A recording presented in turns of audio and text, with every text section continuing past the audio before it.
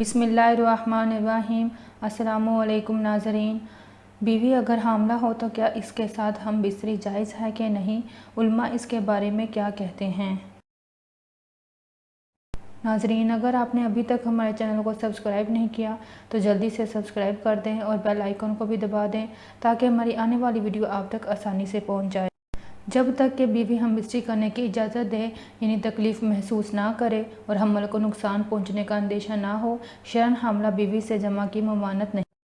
हामला बीवी से हम बिस्तरी के लिए तभी तौर पर कोई भी मुनासिब व महफूज तरीका अपनाया जा सकता है। शरअ मतीन ने हैज़ व नफास की हालत में जमा हम बिस्तरी को हराम ठहराया है।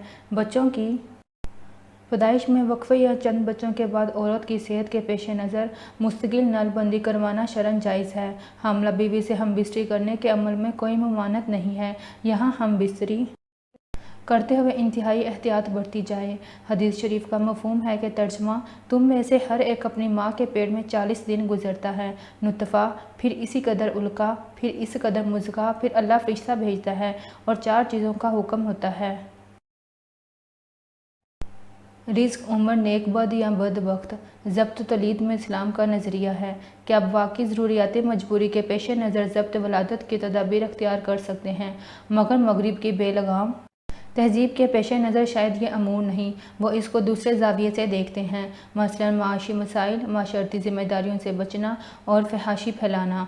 ज़ाहिर है कि ये सोच इस्लामी शरीयत और मजाज की वजह ऐन नकीज़ है। वो कहते हैं कि आबादी बढ़ने से लोग भूखे मरेंगे, माशरती और इक़्तिसादी मसाइल पैदा होंगे जिन पर काबू पाना नामुमकिन होगा, जिसकी कुछ झलक आज